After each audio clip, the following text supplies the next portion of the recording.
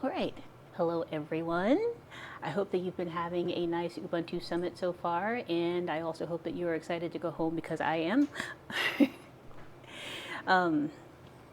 So I hope that all of my non-Europeans or fellow non-Europeans had a pleasant flight into lovely Prague, Czech Republic. This is my first time here. The country is absolutely beautiful. And I hope that you've been having a lovely summer. I have said that. It's become something of a tradition to reserve the first slide for all the sap that I usually go through. So in adherence with said tradition, I'd like to extend my sincere gratitude to the folks at Canonical for the invite to join you all today to speak to you about a topic that is very near and dear to my heart: open source. In all the ways that we build and interact with both projects and community members, and how they've changed in this new world, and how that isn't necessarily a bad thing. I'm not being insincere when I say that open source means a lot to me, as I know that I wouldn't be standing here today if it weren't for the support, encouragement, and allyship of my FOSS family, or family, however you choose to say it. It's an honor and a privilege to have opportunity to speak with you all today that I do not take for granted, and I appreciate every single one of you who bothered to show up today. Even though I might not recognize you the next time we meet because I have terrible face blindness, but I thank you all for being here. So now that we've got that out of the way, let's go ahead and jump into the reason why we're all here. So first off, you're probably wondering who I am and how I managed to get a dog in here. Those are both very valid questions. My name's Treva, and I am currently community manager for a project called Kata Containers at OpenInfra Foundation. I'm also disabled, hence Mr. Working Man at my side that I'm trying to keep control over.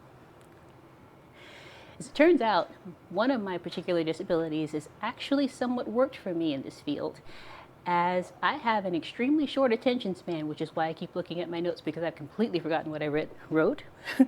But that short attention span makes it easy for me to explain complex topics in like 8 words, which, in addition to coming up with fun, punny names for things, is kind of my superpower. All this started at a company called Rackspace, where I was introduced to something called OpenStack, which led me to a full immersion into the world of open source, and the rest was history. Speaking of doggos, my co-presenter here is Sir Harold B. Goggington III, aka Goggy. He is Pink Penguin's chief cuddle officer and my prescribed psychiatric support animal. In the before times, when remote jobs were a rarity, it was always a point of stress worrying about whether or not my working boy would be acceptable +1 in the workplace. Because while on paper, there's laws in place to protect this little guy's right to work, thanks to disability rights activists who fought like heck for the privileges many of us enjoy today. There are many ways that an organization, team, or community can say without explicitly saying that an action, person, or fur person is unwelcome, whether that's intentional or not. Now I know what you're thinking: unintentional exclusion. We're going to talk about that a little bit more later. Just stick with me. So, moving on, Doggo and I are fortunate enough to now be with an organization that's fully dedicated to creating and maintaining a comfortable and accommodating work environment for everyone that also happens to have a lot of dog lovers in leadership. Being remote also doesn't hurt. This enables me to be at my best with my companion's support, and also to be an IRL example of what invisible disabilities can look like. Stop that. And with all that comes the obligatory plug for the ones that keep the lights on. As I mentioned earlier, I'm a TCM for OpenInfra Foundation, formerly known as OpenStack Foundation, and my project is Kata Containers, which TLDR is a teeny tiny container-sized VM that runs in an isolated environment with its own kernel. Yes, a container with a kernel. In addition to Kata Containers, OpenInfra Foundation is also home to OpenStack. We all know what that is. Starling X, no one knows what Starling X is. I'm joking. It is an all-in-one infrastructure for edge computing, Zool, a CI/CD platform, and Airship, which is soon to be retired. If you'd like to know more, go to openinfra.dev, and if you don't want to know more, I'm going to move on to the next slide. Before Kata became my life, I was a dev advocate and community manager for like 984 projects. Joking, it was like 8. Over at Replicated. Replicated is an incredible company whose product, also called Replicated, is supported and supplemented by a full suite of exceptionally engineered open source tools. There's where I learned a lot about community management. with the most painful lesson being how hard it is to both avoid and recover lost momentum when a shakeup happens. If I thought that post-holiday recovery was hard before, the task revealed itself to be exponentially more challenging in the middle of a whole pandemic, where not only did venues and platforms change or go away altogether, but we changed. As we lost opportunities, jobs, even friends and loved ones to one of the worst pandemics to occur in the last century, it was understandable that many of us who survived did some reprioritizing when it came to work-life balance. Since OSS contributions are often directly linked to employment, a lot of very popular open source projects saw a sharp decline in activity, while newer and smaller projects had to pull out all the stops to attract and keep contributors. Now, out of the 83 million open source projects that I managed with Replicated, those were largely maintained by the same paid engineers that maintained Replicated the product, which on one hand was great because I never had to really worry about like ghost PRs or anything like that, but it was also a nightmare. As here I was, a newly minted community manager, scrambling to find some type of way to capture the attention of a wider open source audience that after 2 years was a completely different landscape than what I was familiar with. So what do? I sent cookies. Food is a love language for many, including myself, obviously. And with the exception of the furball over there, there's nothing I love more than open source. So it seemed like a no-brainer to use the surplus of cookies that I had available for some reason to attract the attention of the community and to incentivize more camera-shy colleagues to partner up with one-off projects. Probably to no one's surprise, it actually worked. My little Cookies for Code initiative generated a temporary spike of new non-replicant PRs and brought new faces to community meetings. But it wasn't something that could continue forever because pre-made cookies cost money. Who'd have thunk it? And as much as I'd like to think that I got paid to bake cookies all day, that wasn't really part of my job description, so I couldn't do it. And I had to figure out something else.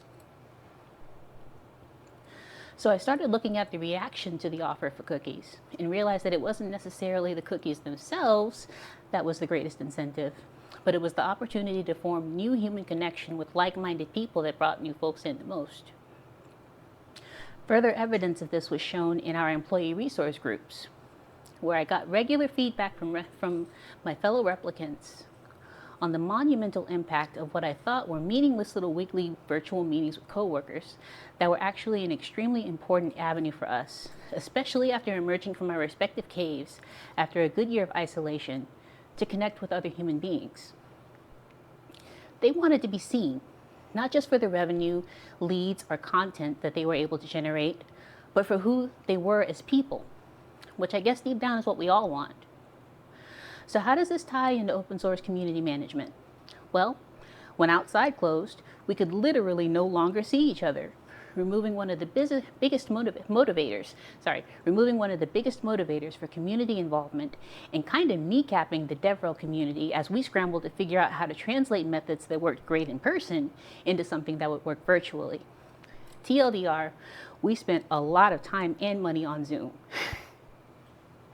But in Replicated's case specifically, those Zoom meetings worked to maintain and increase morale with employees, customers, and with our community. Plus, I didn't have to cook anymore, so it was a double win. I'll admit, turnout was always a bit better when there was some type of tangible involved. But as time progressed, I noticed that folks that came in for the cookies or whatever it is that we were offering stayed for conversation, which is when the light bulb in my head went off that things aren't a motivator at all, but people are. So our next question to answer is, where do we find the people and how do we get them to talk to one another?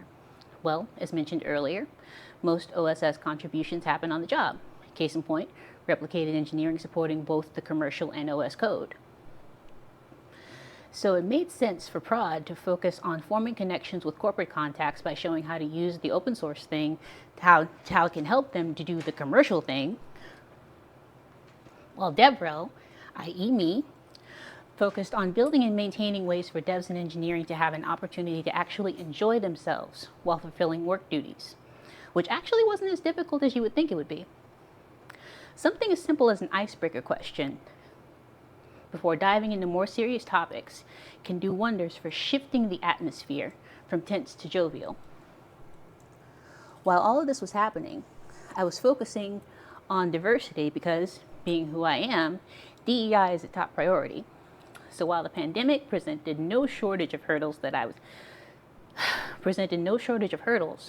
I was still thrilled to have what I saw as an opportunity to build these communities from the ground up with focus on recruiting and maintaining engagement with a truly diverse audience.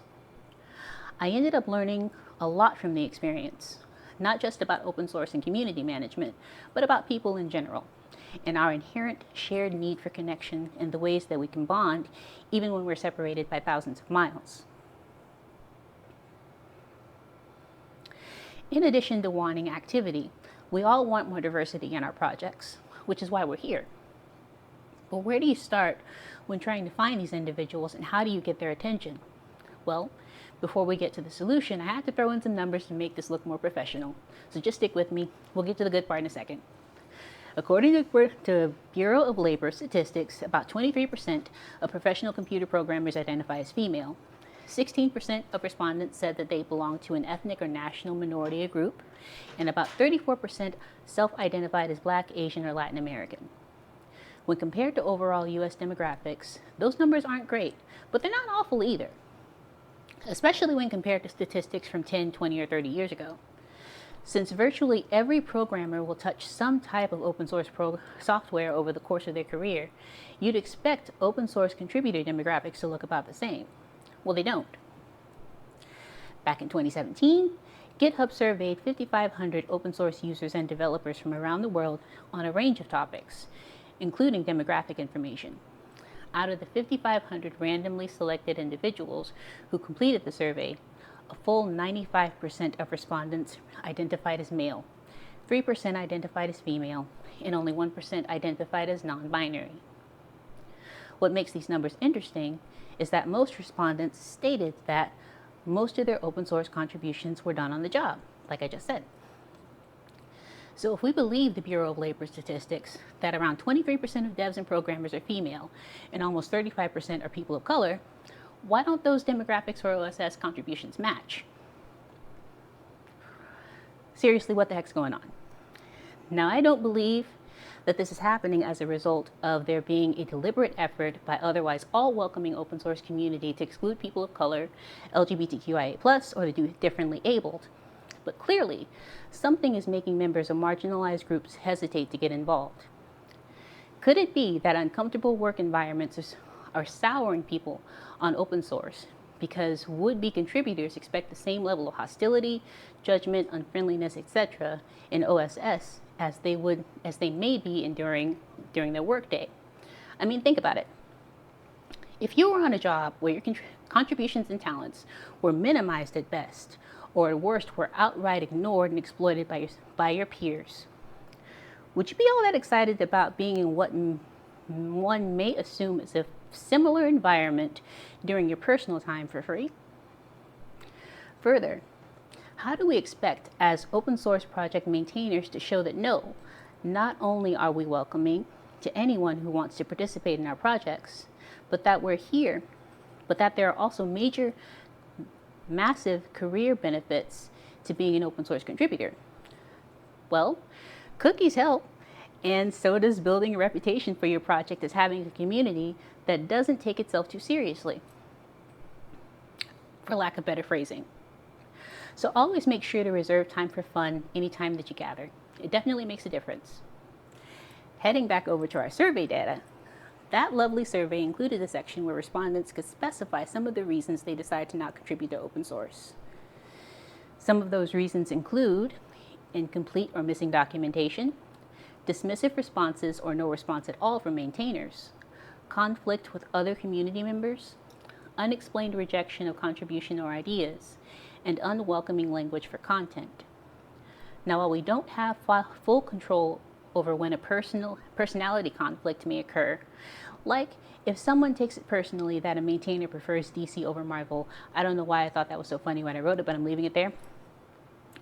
What we do have control over is whether or not responding to pull requests is prioritized, or if time permits, or if time does not permit, whether we do things like setting up auto responses and creating outlines that set proper expectations from the beginning. We can control whether or not we just close bad PRs, or whether we seize that opportunity to mentor a budding developer. What else do we have control over? Updating the dadgum docs. Bad documentation was the highest reported deterrent across the board for getting more involved in open source. From personal experience, I can tell you that, especially when I was a baby sysadmin. Nothing was more frustrating or discouraging than attempting to read through documentation for a software that read like somebody had cut out each word, put it in a jar, shaken that jar around, dumped it out, and then wrote out whatever gibberish resulted from what was on the floor.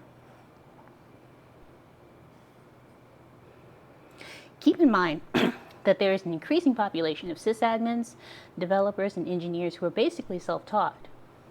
They're clearly extremely intelligent and very motivated, but they may not understand or even care about topics like Turing completeness or the mathematical equation used to calculate exactly how many fragments an OSD is broken into before being spread across hosts until and unless it's explained to them in terms they can understand. Clear, concise documentation is arguably the best and most important component for attracting new contributors, so please update your documentation. And more specifically, don't make assumptions about what your audience knows. If you think you're over-explaining, you're probably not. It's always better to over-explain than under, trust me. Better yet, have someone look over your docs with fresh eyes to ask questions that someone new to the project would ask. You'd be surprised how many complexities you don't give a second thought to because you do them all the time. Therefore, you leave them out of the instructions. While you're revamping those docs, simplify them when you can. One of my favorite quotes from Albert Einstein is, "If you can't explain something to a 6-year-old, you don't understand it yourself." That might sound a bit harsh, but as I mentioned, some of us are self-taught. Some aren't native English speakers, and folks are getting into open source younger and younger, which I think is awesome. We don't want to discourage or frighten them off with quick starts that read like quantum calculus. Which leads to the next bullet point. Create a glossary. OpenStack Glance is a project that has excellent examples of this in action. OpenStack in general has a massive, passionate, and very diverse contributor list. As a matter of fact, I think it is in the top 3 most contributed to open source projects in the world right now, with skill levels varying from thinking YAML is a type of yogurt to I wrote 90% of the code for Ironic bare metal because I was bored. And this is because their documentation is top tier. As a member of the No CS degree gang, it was immensely helpful to have a glossary of terms directly related to the project I was working on immediately available, because sometimes Google will lead you down a rabbit hole completely in the wrong direction depending on how commonly used the word or phrase is that you're looking for. Having these resources readily available is a great way to foster more community engagement, as at least having enough information on hand to properly articulate the questions that are stewing around in your head or thoughts is a massive confidence booster, which will encourage newbies to join in on those virtual meetings I was talking about spending so much money on. While you're implementing these changes, don't forget the differently abled. Something as simple as adding a WordPress plugin can make all the difference in the world for someone who's vision impaired or has a learning disability. The example in the GIF is a demo of an accessibility plugin that I'm particularly fond of, created by a company called Userway, which has several accessibility options for adjusting contrast, font size, animations, and even includes an option to switch page fonts for easier readability for those with dyslexia. As a person afflicted with dyslexia, I didn't realize how much of a strain it was to follow words on the screen until I didn't have to work so hard to do it, which was incredible. Even small things, like adding a WordPress plugin, can make a huge difference in that first impression that you make on potential contributors. Going back to the earlier mention of unintentional exclusion, so always keep that in mind. Relatively small adjustments to how you choose to document and present your code is the most critical factor in increasing engagement with your project, not just for members of marginalized groups, but in general, which is what we all want, right? While you're at it, be mindful of exclusionary or otherwise icky language. like using the now mostly deprecated master-slave to describe a controller in nodes, for example. Now, I'm not here to kink shame anyone, but the terms are uncomfortable for a number of reasons to a number of different groups. Another example would be using gendered language, like you guys, when addressing a group of people. Try to err on the side of caution/empathy and use neutral alternatives whenever possible. I'm personally a fan of cats and kittens. When you start getting in all of this wonderful diverse talent contributing to your project, it's important to acknowledge their contributions, not just to celebrate that specific person, but also to encourage and inspire others who, for whatever reason, may mistakenly believe that they're unable to do the thing because of who they are or where they're from. Just don't be weird about it. For example, if you only acknowledge women in your community on International Women's Day and ignore them for the rest of the year, that's kind of weird. It's also really uncomfortable for the person or persons involved, whether they say it out loud or not, and it looks really bad to those looking in from the outside. Instead, make an effort to celebrate people of color, femmes, LGBTQIA+, and other marginalized groups just because they did something great. It doesn't have to be on a specific day or during a specific month. The greatest thing about open source is that we're all open to helping one another. If you're not sure how to keep from crossing a line, lean on the community for advice. We're all here to support one another after all. Next point, be responsible. This might be an obvious statement, but when those pull requests and issues start pouring in, respond to them. Completely ignore PRs honestly isn't something I've personally seen very often, but unfortunately it still does occasionally occur. Slow or no response to questions, pull requests, and feature requests is the best way to make an individual write your project off forever. I know it's easier said than done, especially when you're managing one or several open source projects in addition to work, family and social life, and other obligations. But responding with a quick few words or even adding some tags or other interaction as acknowledgement can make all the difference in a baby dev's perception of your community.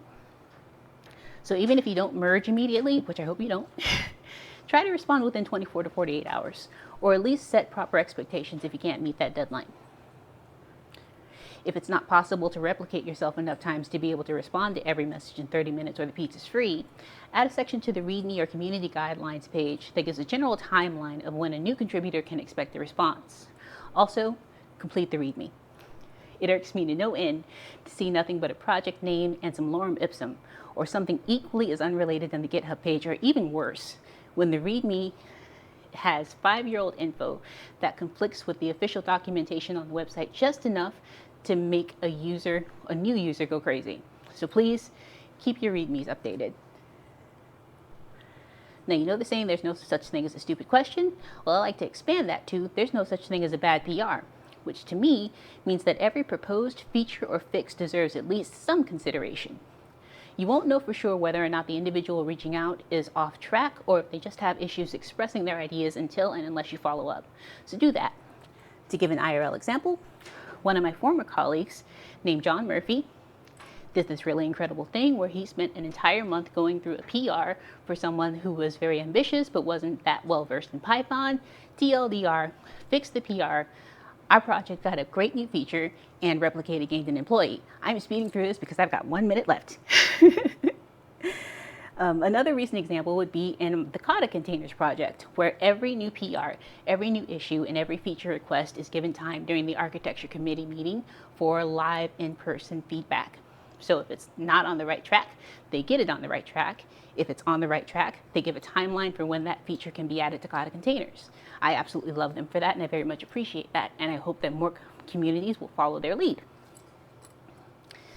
And I think that is all I've got right on time. So thank you all so much for joining my little session, and I hope that you got a little something from it, or at least enjoyed seeing the dog. I'll be around probably until the end of the week, and I'll certainly be hanging around in the room for a while. If you see me around and you have any questions, feel free to stop, or if you want to pet the dog, he is a therapy dog, so he loves cuddles. Feel free to snuggle with him. He loves it. But I really hope you enjoy the rest of your Ubuntu Summit. I appreciate you all for being here, and thank you all so much.